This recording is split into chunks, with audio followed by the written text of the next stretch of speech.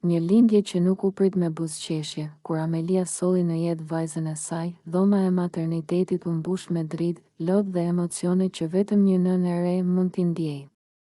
Ajo e mbajti foshnjën e vogël pranë gjoksit, duke i premtuar në heshtje se do ta donte dhe do ta mbronte gjithmonë. Për Amelian, ajo ishte mrekullia më e madhe e jetës së saj, por jo të gjithë e përjetuan atë moment njësoj. Burri i saj qëndronte disa hapa larg, me duart në xhepa dhe sytë e ftohtë. Nuk ju afrua, nuk buzëqeshi, nuk pyeti për shëndetin e saj. Pyetja e vetme që i doli nga goja ishte e thatë dhe therrse: "Është vajzë?" Mjekja pohoi me një buzëqeshje profesionale. Por në atë çast Amelia ndjeu sikur ajri i u pre nga mushkëritë. Në vend të përqafimit, ajo mori heshtje. Në vend të gëzimit, një zhgënjim të dukshëm që nuk kishte nevojë për fjalë. Ajo e kuptoi menjëherë se kjo lindje, që duhej të ishte fillimi i një jete të re dhe të lumtur, po shënonte edhe fillimin e një distance të frikshme mes saj dhe burrit që dikur i kishte premtuar dashuri pa kushte. Në sytë e tij, Amelia nuk kishte sjellë në jetë atë që ai kishte pritur. Dhe kjo plagë e padukshme do të thellohej çdo ditë e më shumë. Një martesë e ndërtuar mbi pritshmëri, martesa e Amelias nuk kishte nisur me frikë apo dyshime. Përkundrazi, ajo kishte besuar se po ndërtonte një jetë të qetë me një burr që e donte. Ditët e para ishin plot plane, ëndra dhe biseda për të ardhmen. Por mes atyre ëndrave, një dëshirë e burrit të saj përsëritej gjithnjë e më shpesh: "Djali im do ta mbaj mbiemrin tim." Në fillim, Amelia e merrte si shaka.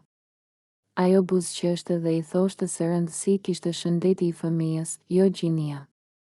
Por për të, kjo nuk ishte thjesht një dëshirë. Ishte një pritshmëri e rrënjosur thellë, një ide që e kishte trashëguar nga rrethi dhe familja ku ishte rritur. Në shtëpinë e tyre, fjala djalë përmendej si simbol force, vazhdimësie dhe krenarie, ndërsa vajza përmendej rrallë, pothuajse si një alternativë e padëshiruar. Amelia filloi ta ndjente këtë peshë në heshtje. Ajo nuk e kundërshtonte hapur, por brenda vetes lindnin dyshime që nuk guxonte t'i shprehte. Sa herë flisnin për fëmijë, ai fliste për ëndra që nuk përfshinin zgjedhje, por vetëm një rezultat. Dhe pa e kuptuar, Amelia po hynte në një martesë ku dashuria ishte e kushtëzuar, jo e lirë. Ajo nuk e dinte ende, por kjo pritshmëri do të shndërrohej më vonë në arsye për ftohtësi, tradhti dhe shkatërim. Në atë kohë, Amelia besonte ende se dashuria mjaftonte për të ndryshuar gjithçka. Shtatzënia mes shpresës dhe frikës, kur Amelia mësoi se ishte shtatzën. Zemra i u mbush me një gëzim të pastër, të thellë. Ajo e pa atë lajm si bekim, si një dhuratë që do ta forconte familjen e tyre. Ditët e para i jetoi mes ëndrash të vogla, emra, rroba foshnjeje, një dhomë e mbushur me ngjyra të buta. Për të, çdo fëmijë ishte mrekulli, pavarësisht gjinisë, por gëzimi i saj nuk ishte i ndarë plotësisht. Burri i saj u përqendrua menjëherë te një pyetje e vetme, e përsëritur pa pushim: "Kur do ta marrim vesh nëse është djalë?" Çdo vizitë të mjeku shoqërohej me këtë pritje të tensionuar. Amelia e ndjente veten sikur mbante mbi supë një provë që duhej ta kalonte me patjetër, kur erdhi dita e ekografisë ku u zbulua gjinia. Mjeku foli qetë: "Është vajzë." Për Amelian, kjo ishte thjesht një fakt i bukur. Por për burrin e saj, ishte një goditje e heshtur. Ai nuk foli. Nuk pyeti asgjë tjetër. U ngrit dhe doli nga dhoma, duke lënë pas një heshtje që rëndonte më shumë se çdo fjalë, që nga ajo ditë, shtëpia ndryshoi. Ai u bë më i ftohtë, më i largët. Kthehej vonë, shmangte bisedat, ndërsa Amelia mbeti vetëm me mendimet dhe frikën e saj. Netëve, duke mbajtur barkun me dorë, ajo i fliste vajzës së saj në heshtje, duke i premtuar se do ta donte për dy. Shtatzënia që duhej të ishte periudha më e bukur e jetës së saj, u kthye në një pritje të ankthshme. Amelia filloi të kuptonte se dashuria që ajo kishte besuar se ishte e palëkundur, po lëkundej për arsye që ajo nuk mund ta kontrollonte. Fillimi i largimit, pas ditës kur u zbulua se fëmia ishte vajzë, largimi i tij nuk ndodhi menjëherë, por ushtri ngadalë, si një plagë që hapet pa u ndjerë. Amelia e vuri re në gjëra të vogla, heshtje më të gjata, shikime që shmangeshin, darka të ngrëna pa fjalë. Burri i saj ishte fizikisht aty, por emocionalisht gjithnjë e më larg, ai nisi të rinte më shumë jashtë shtëpisë. Arsyet ishin gjithmonë të paqarta, punë, lodhje, shok.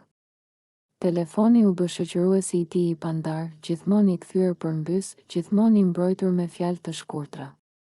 Amelia e ndjente se diçka po fshihej, por nuk kishte forcë ta përballte. Barku i rritej, ndërsa siguria i zvogëlohej çdo ditë netëve, kur ajo kishte nevojë për mbështetje, ai kthehej i ftohtë. Nuk e pyeste si ndihej, nuk e ndihmonte të ngrihej, nuk i vendoste dorën mbi bark si dikur.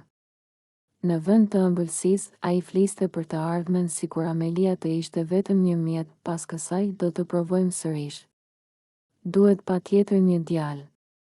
Ajo e dëgjonte në heshtje, me një dhimbje që nuk dinte si ta shpjegonte. Çdo fjalë e tillë i dukej si mohim i vajzës që po rritej brenda saj. Amelia filloi të kuptonte se po luftonte e vetme për të ruajtur një familje që po shembej nga brenda. Fillimi i largimit nuk kishte britma apo skena. Ishte një ftohje e heshtur, e rrezikshme, që paralajmëronte një plagë shumë më të thellë. Dhe Amelia, edhe pse nuk donte ta pranonte, ndjente se diçka e pariparueshme po afrohej. Tradhtia që u zbulua rastësisht, e vërteta nuk erdhi me britma apo rrëfime të sinqerta. Erdhi rastësisht në një pasdite të zakonshme, kur Amelia kërkoi telefonin e burrit të saj për të bërë një telefonat të thjeshtë. Ai ishte në dush. Telefoni u ndez dhe ekrani u mbush me një mesazh që nuk ishte për të. Fjalët ishin të buta, intime, të mbushura me premtime që dikur i kishte dëgjuar vetëm ajo. Duart e Amelias filluan t'i dridheshin. Një mesazh çoi te tjetri, një bisedë pas tjetrës. Një grua tjetër. Takime të fshehta.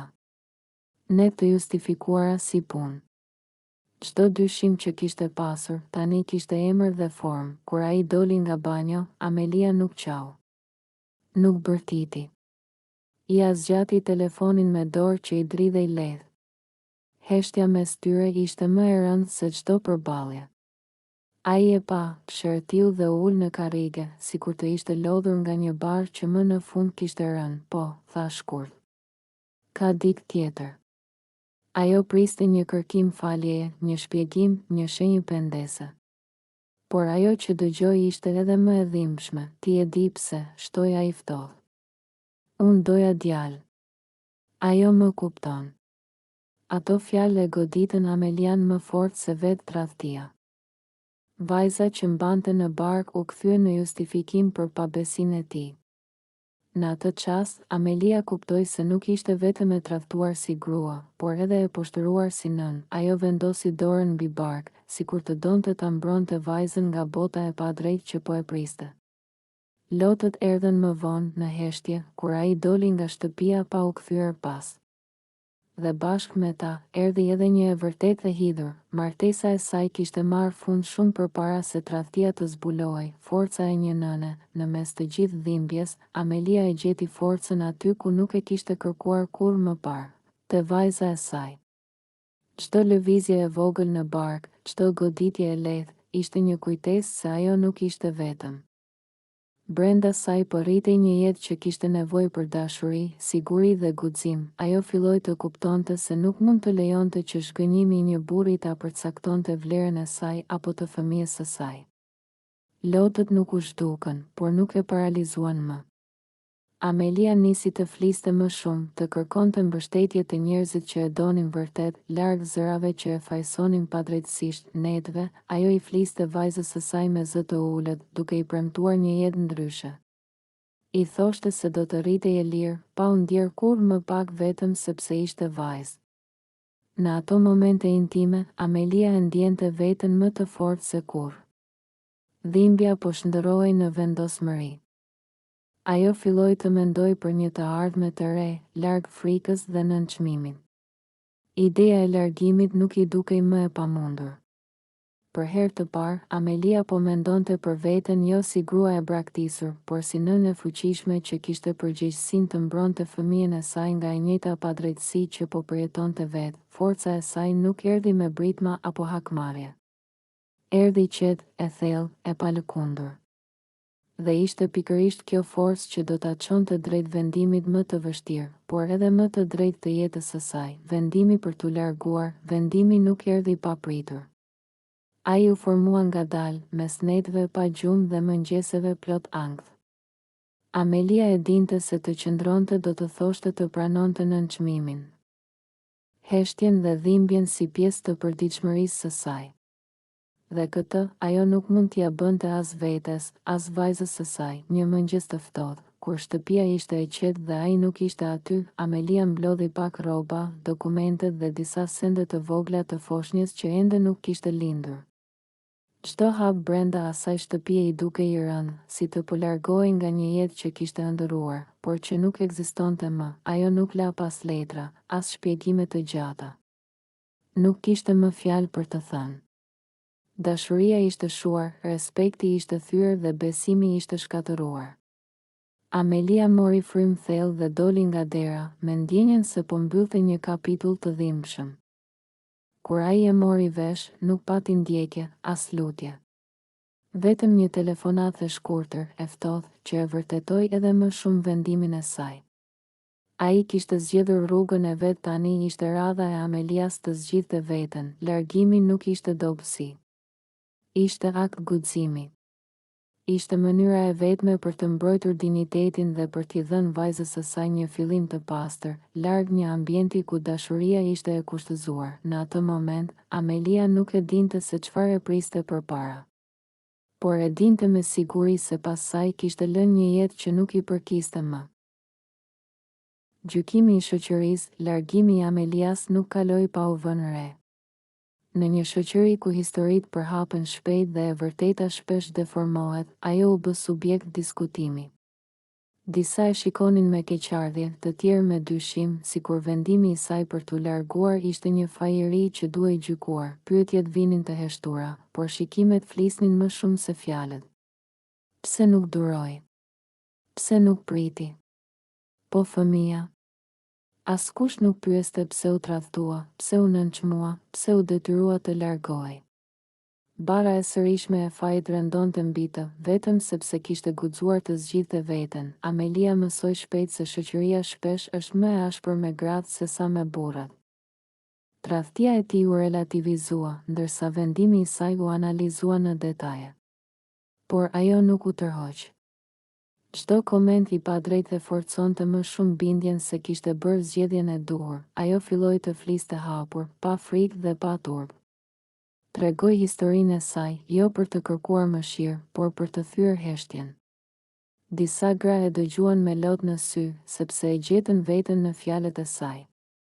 Të tjera gjetën guxim, mes gjykimit dhe paragjykimit. Amelia ndërtoi një rreth të vogël njerëzish që e mbështetën pa kushte.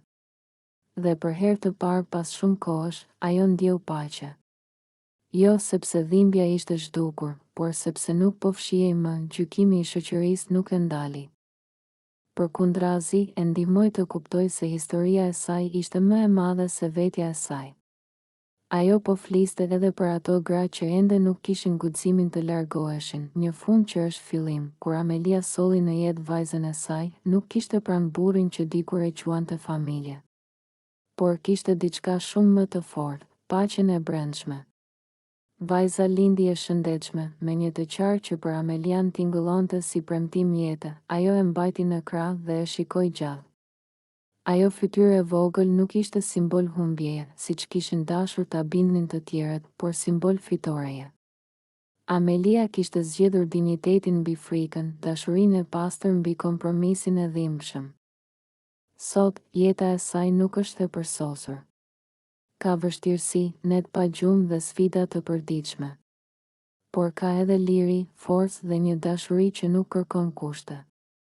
Vajza e saj rritet duke u ndjerë e dëshiruar, e vlefshme, e mjaftueshme. Historia e Amelias nuk është thjesht historia e një tradhtie. Është historia e një gruaje që refuzoi të fajsohej për diçka që nuk ishte faji i saj.